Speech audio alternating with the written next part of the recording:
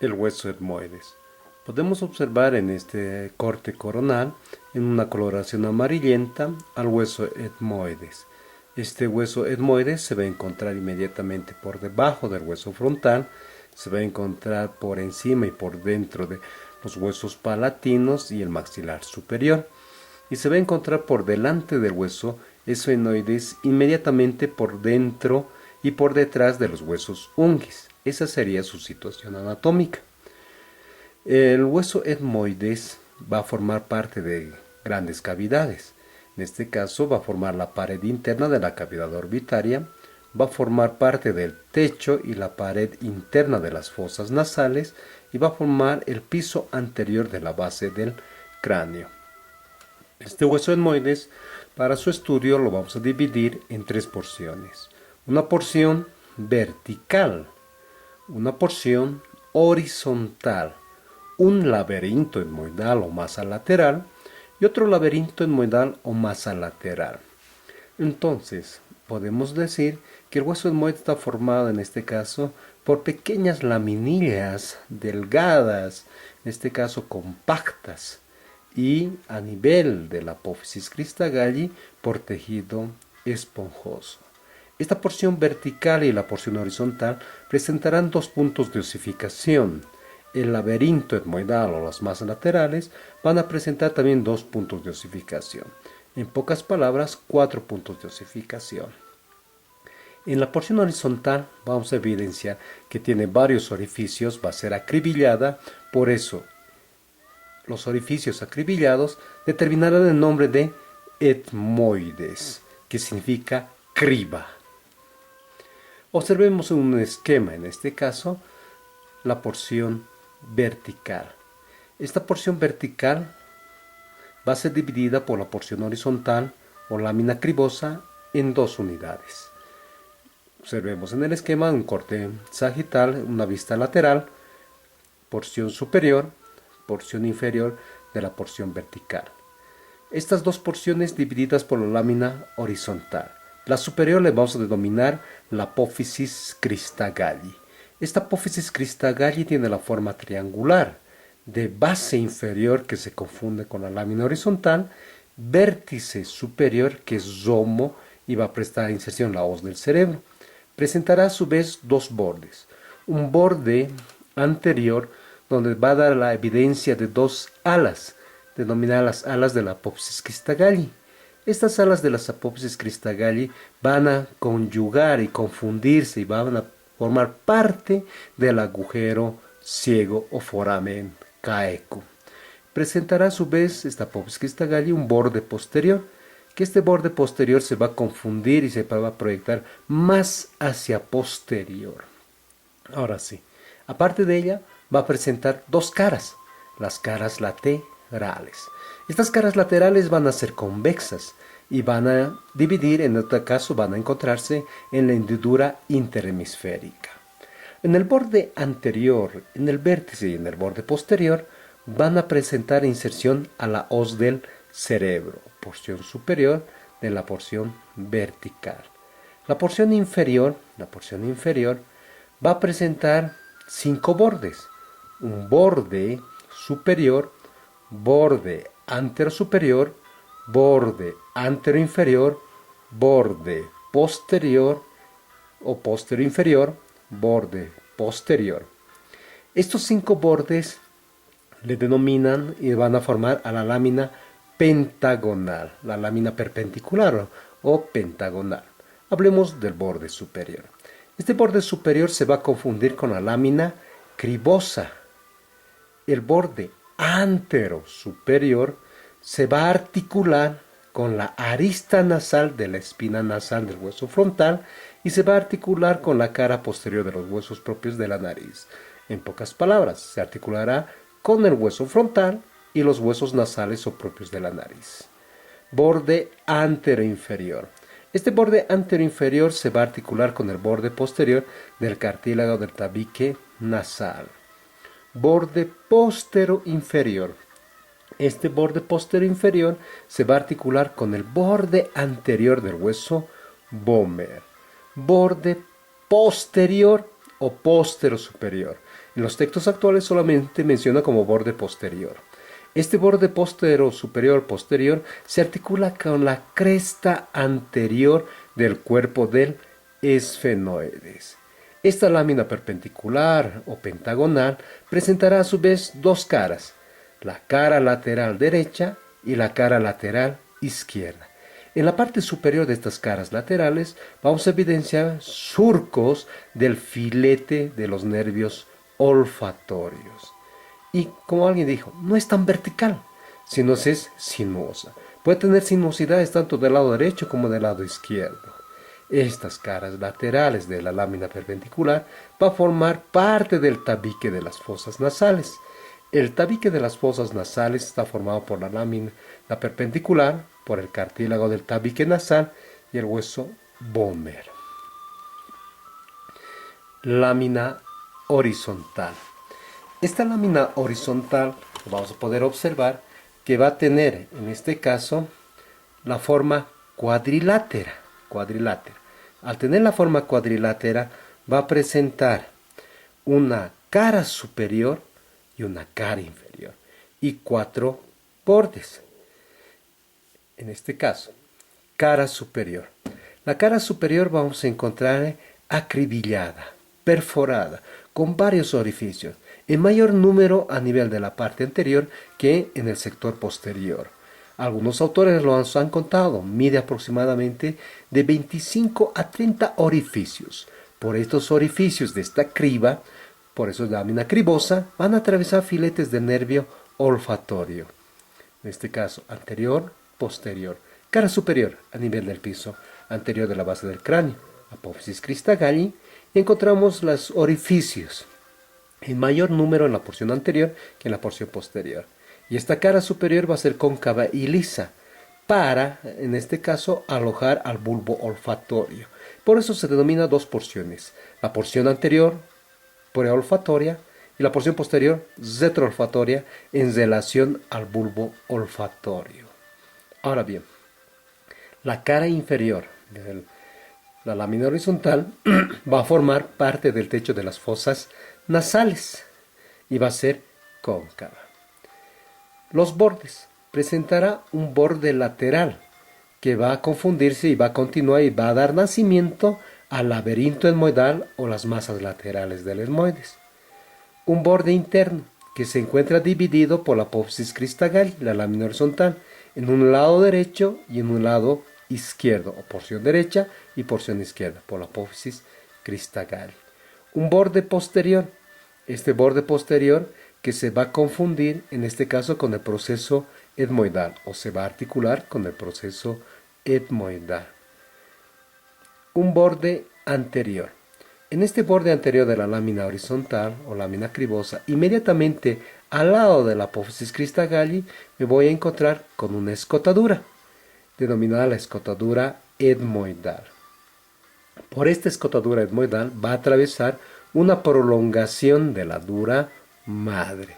Lateral a esta escotadura voy a encontrarme con un agujero, que es el agujero nasal, también denominado el agujero etmoidal. ¿Por qué nasal? Porque va a atravesar el nervio nasal interno y va a atravesar un vaso a su vez. Nada más de la lámina horizontal. Ahora bien, podemos observar en este esquema la lámina cribosa o la lámina horizontal en su cara superior formando el piso anterior de la base del cráneo, en su cara inferior formando el techo de las fosas nasales. Entonces va a formar la parte anterior.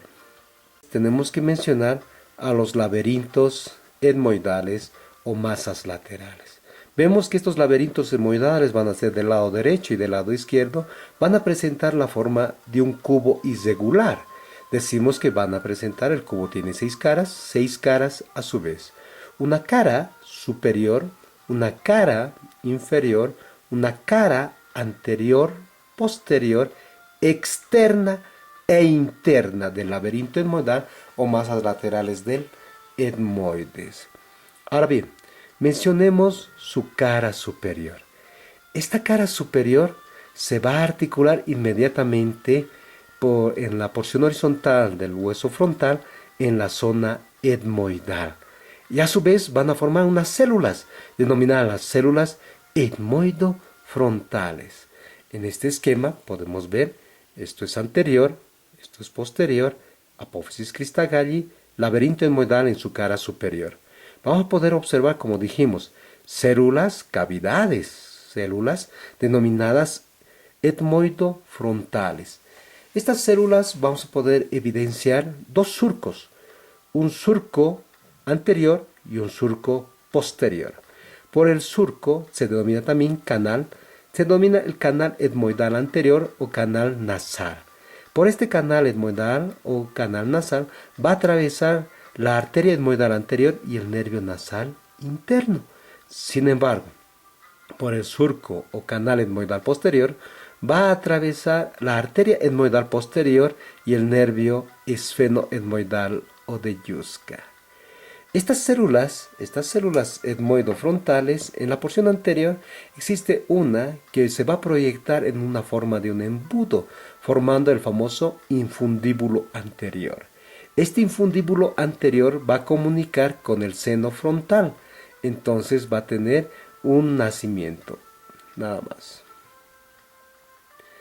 En la parte de la fotografía natural podemos observar la apófisis cristagalli, las células etmoidofrontales, surco etmoidal anterior, surco etmoidal posterior y levemente los orificios mencionados a su vez.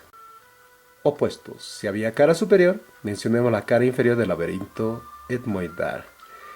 Esta cara inferior del laberinto etmoidal es biselada, en este caso muy delgada y estrecha.